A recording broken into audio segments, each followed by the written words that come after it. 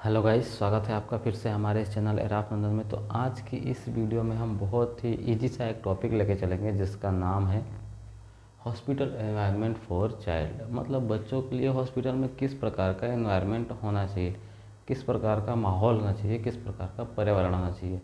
तो देखते हैं।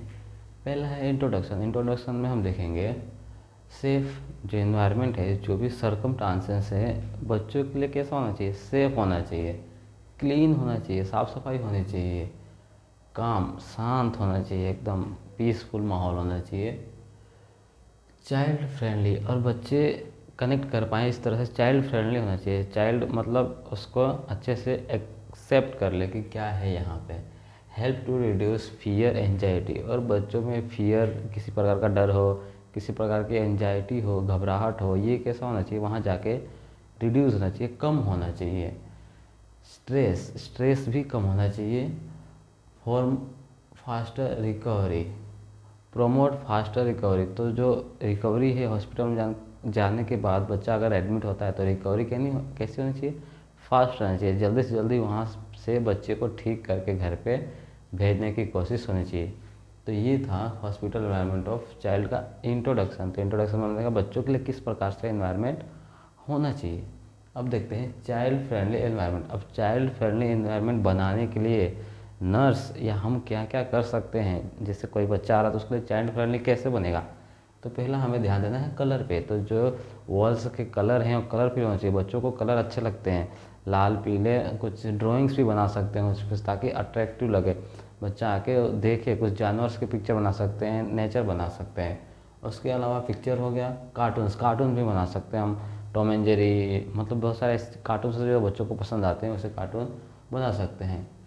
टॉयज़, प्ले मटेरियल, और चाइल्ड फ्रेंडली एनवायरनमेंट के लिए बच्चों के लिए टॉयज़, खिलौने रखने हैं वहाँ पे। और क्या है, प्ले मटेरियल मतलब छोटे मोटे जो खिलौने आते हैं जिसपे बच्चे खेल भी सकते हैं। टॉयज़ तो ऐसे हो गए हाथों में ले लिया, लेकिन कुछ ऐसे भी होते हैं जिसपे बच्चे बैठ सकते हैं। जैसे छोटी साइकिल होती है 3 पहिए वाली, उसी साइकिल रख दी, घोड़े वोड़े रख दिए जिसपे वो खेलेंगे। तो इस प्रकार के टॉयज़ भी रखने चाहिए। स्केरी इक्विपमेंट कीप अवे, और ऐसे शार्प ऑब्जेक्ट हैं या जो स्केरी हैं, जिस चीज़ों को देख के बच्चों को डर लगता है, ऐसी चीज़ों को दूर रखना है। Spread paediatric ward, separated paediatric ward, और इसमें क्या है, जो पेडियाट्रिक वार्ड है, जैसे बहुत बड़ा सा हॉस्पिटल है उसमें पेडियाट्रिक वार्ड भी है, तो हो सके तो सेपरेट रखना चाहिए उसको। मतलब जहाँ से बहुत बहुत सारी भीड़, आवाज़, ऐसे सब दवाइयाँ हो रही, इधर बच्चों का भी वहीं हो रहा, नहीं, थोड़ा अलग से रखना चाहिए ताकि वहाँ पे कीप काइलेंट और शांत माहौल हो। अब उसके बाद है हाइजीन एंड इन्फेक्शन कंट्रोल। अब बच्चे हैं तो जाहिर सी बात है हाइजीन और इन्फेक्शन बहुत होने के चांसेस हैं उनको। तो इन्फेक्शन कैसे कंट्रोल करेंगे, कैसे हाइजीन मेंटेन करके रखेंगे, साफ़ सफाई कैसे करेंगे, उस पर ध्यान देते हैं। पहला है क्लीन वार्ड। जो वार्ड है वो हमारा एकदम क्लीन होना चाहिए। बेड्स भी क्लीन होने चाहिए। उसके अलावा इक्विपमेंट, जो भी हम इक्विपमेंट यूज़ करने वाले हैं वो सब एकदम नीट एंड क्लीन होने चाहिए। प्रॉपर हैंड हाइजीन, और हमको नर्स को क्या करना, प्रॉपर हैंड हाइजीन करके रखना है। हो सकता है ग्लव्स का भी यूज करना है। आइसोलेशन ऑफ इन्फेक्शियस चिल्ड्रन, और कुछ ऐसे बच्चे जिनको मतलब इन्फेक्शन हो रखे हों तो उनका एक आइसोलेशन या एक अलग आइसोलेशन, मतलब कि एक ऐसा घर या एक ऐसा कमरा जिसमें बच्चों को आइसोलेट करके रखें। उनके पेरेंट्स के साथ भी रख सकते हैं या आइसोलेशन में अकेले भी रख सकते हैं। मतलब सेफ्टी मेजर करने के लिए आइसोलेशन में कोई इन्फेक्शन वाले डिजीज़ हैं तो उसके लिए आइसोलेशन करना होता है। उसके बाद है बीएमडब्ल्यू मैनेजमेंट। तो बीएमडब्ल्यू का फुल फॉर्म है बायोमेडिकल वेस्ट मैनेजमेंट। तो बायोमेडिकल जो भी वहाँ पे वेस्ट यूज़ हो रहा है, कॉटन हुआ, कुछ भी मतलब ऐसी चीज़ें हुई, तो उसको मैनेजमेंट जो है एकदम प्रॉपर होना चाहिए।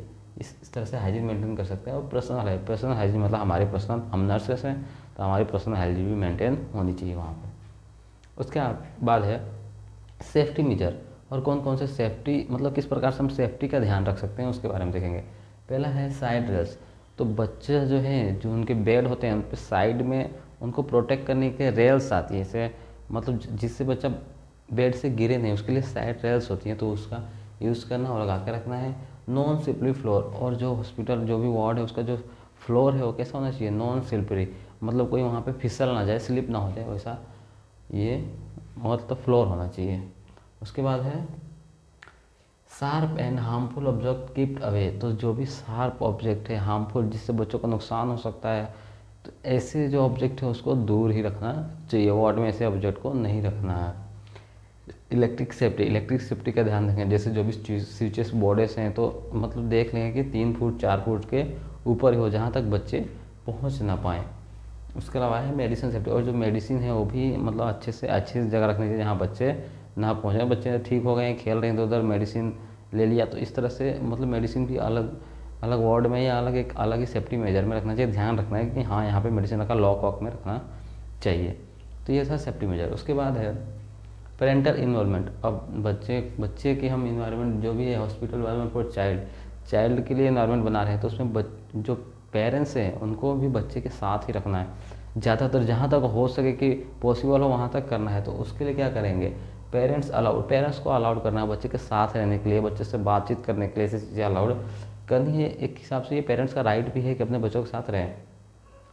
पेरेंट्स को इन्वॉल्व करना है। जैसे बच्चों को इंजेक्शन लगाते हैं तो पेरेंट्स जो भी आए उनको बोलते हैं कि इसको पकड़िए या मतलब उनके साथ खेलते रहिए और हम तब तक इंजेक्शन लगा देते हैं। तो इस तरह से पेरेंट्स का इन्वॉल्वमेंट करवा सकते हैं। इमोशनल सपोर्ट, अब पेरेंट्स को इमोशनल सपोर्ट भी देना है। ऐसी चीज़ों में जो पेरेंट्स का इन्वॉल्वमेंट तो हो रहा है लेकिन उनको इमोशनल सपोर्ट भी देना है कि मतलब बच्चा है तो पेरेंट्स बहुत ही घबराए रहते हैं, तो उनको इमोशनल सपोर्ट करना है। हेल्थ एजुकेशन भी देना है कि अब क्या इसके बाद कौन सा प्रोसीजर होने वाला, सब कुछ उनको बताना है।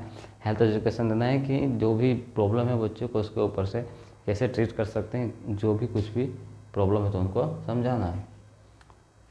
तो ये था पेरेंट इन्वॉल्वमेंट। अब उसके बाद है साइकोलॉजिकल सपोर्ट। अब किस प्रकार से हम साइकोलॉजिकल सपोर्ट देंगे पेरेंट्स को बच्चों को, तो पहला है friendly and caring behaviour of nurse. जो हमारा नर्स, हम लोग नर्स बनने वाले हैं तो हमारा बिहेवियर कैसा होना चाहिए, फ्रेंडली, उनके साथ फ्रेंडली बिहेव करना है, एकदम केयरिंग मतलब उनका ध्यान रखना है, इस तरह से बिहेव करना है। सिंपल एक्सप्लेनेशन ऑफ जो भी प्रोसीजर हम करने वाले हैं बच्चे के ऊपर उसका सिंपली मतलब एक्सप्लेन कर देंगे कि हाँ हम ये करने वाले हैं। जैसे बच्चों को वेट भी लेना है तो बता सकते हैं कि हाँ लाइए बच्चे को हम गोद में लेंगे और यहाँ पे रख देंगे, इसका वजन करने वाले, छोटा सा प्रोसीजर है। इसे मतलब बताने के बाद कर देंगे तो मतलब कोई भी घबराहट नहीं होगी।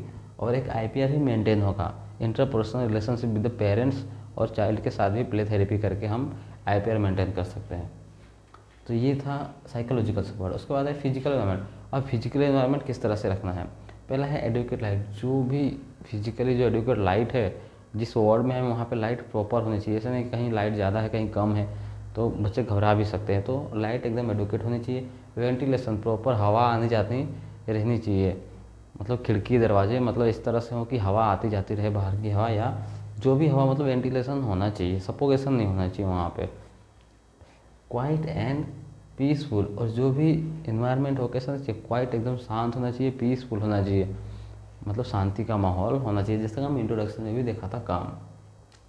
उसके बाद है quiet and peaceful, comfortable temperature, और जो जहाँ पे वार्ड है उसका टेम्परेचर भी कैसा कंफर्टेबल होना चाहिए एज अ रूम टेम्परेचर, जो बच्चों को मतलब कंफर्टेबल हो। ये नहीं कि सुविधा मतलब हॉस्पिटल अच्छा महंगा बना दिया है तो सुविधा देने के लिए एकदम AC चला रखे हैं, ठंडी लग रही है, बच्चे काँप रहे, इस तरह से नहीं। मतलब जो टेम्परेचर हो मेंटेन करके रखना चाहिए, एज अ रूम टेम्परेचर हम रख सकते हैं। तो ये था फिजिकली जो हमारा फिजिकल एनवायरनमेंट होता है उसके ऊपर।